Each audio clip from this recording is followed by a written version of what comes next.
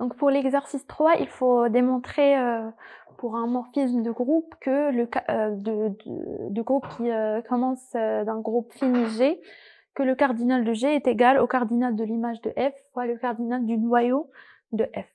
Donc ce qu'on va faire, si F il est de G, un autre groupe G', il faut démontrer que la formule suivante.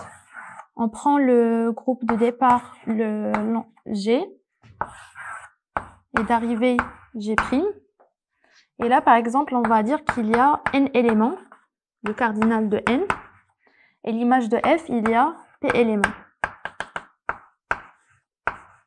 Ce qu'on va essayer de faire, notre idée, c'est pour chaque élément dans l'image, il faut trouver le cardinal des antécédents de chaque élément. Par exemple, de x1 à xi, tous ces éléments auront la même image y1, etc. Donc, notre idée, c'est de calculer le cardinal pour i appartenant à un P. Il faut calculer le cardinal de l'image réciproque ou le f-1 de yi. Donc, on va fixer un i qui appartient à un P. Et on prend un élément x qui appartient à f-1 de yi. Et on doit trouver, ça donne quoi et c'est quoi son cardinal. X appartient à f-1 de yi. Mais avant, d'abord, il faut, on pose par exemple x i qui appartient à G, tel que f de xi est égal à yi, c'est-à-dire un des antécédents de yi, car l'antécédent on n'a pas juste un élément, mais on a beaucoup d'éléments, et c'est ce qu'on va essayer de calculer. Donc f de x est égal à yi, c'est-à-dire on va procéder par équivalence f de xi.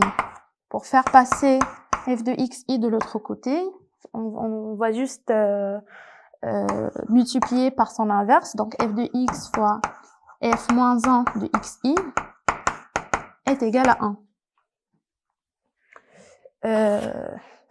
C'est-à-dire que f de x fois xi moins 1 est égal à 1. Et donc xi moins 1 appartient au noyau de f, ce qui veut dire que x, il appartient à l'ensemble de, par exemple, x fois xi moins 1, il est égal à h avec h qui appartient au noyau, x il sera égal à h fois xi. Donc x il appartient à hxi avec h appartenant au noyau de f. Donc on a commencé par x qui appartient à l'ensemble des antécédents de yi, et on a trouvé que x il appartient à cet ensemble. Ce qui veut dire que l'ensemble des antécédents de yi est égal à l'ensemble des hxi, tel que h appartient au noyau de f. On peut aussi dire que, pour définir les yi, que l'image de f est égale à y1 jusqu'à yp. Juste pour définir c'est quoi yi. Donc d'après ça, d'après ce qu'on a fait, on peut dire que f-1 de yi est égal à l'ensemble hxi, tel que h appartient au noyau de f. Alors, la question maintenant, c'est quel est le cardinal de cet ensemble? Parce qu'on a simplifié f-1 de l'ensemble des éléments des antécédents de yi en cet ensemble. Il faut trouver aussi le cardinal de cet ensemble. De ce qu'on peut voir, cet ensemble a une relation avec le noyau de f. Et puisque, si on pose la fonction à h, j'associe hxi, cette fonction, elle est injective. Et puisque cette fonction elle est injective, on peut dire que le cardinal de cet ensemble égale exactement au cardinal du noyau de F.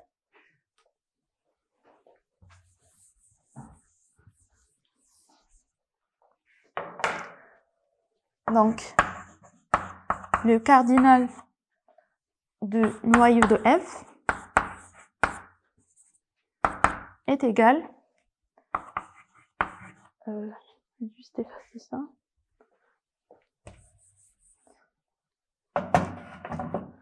au cardinal des HXI avec H appartient au noyau de F. Parce que le H, il balaye tous les éléments du noyau de F, et cet ensemble, c'est H fois XI. Donc, c'est tous les éléments du noyau fois XI, donc ça sera forcément, ils ont le même cardinal. Donc là, on a fixé le I, et pour tout élément de l'image de F, on a trouvé que l'ensemble des antécédents de chaque élément de l'image, son cardinal, il est égal au cardinal du noyau. Donc, on peut dire que le cardinal de G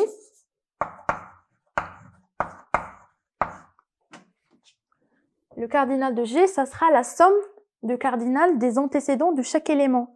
Et pourquoi ces éléments, ils sont 2 à 2, ils n'ont pas un élément commun? Parce que s'ils ont un élément commun, le même élément, il aura 2 images différentes, ce qui est absurde. Donc, on peut dire que le cardinal de G est égal à la somme des cardinals de f-1 de yi, I allant de 1 jusqu'à P. Le cardinal de f-1 de yi, c'est le cardinal du noyau. 1 de P, le cardinal du noyau de F. Donc, c'est P fois le cardinal du noyau de F.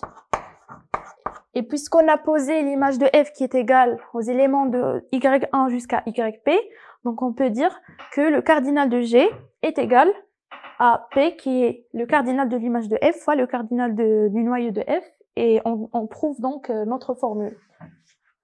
Donc il reste juste à dire que puisque P est égal au cardinal de l'image de F,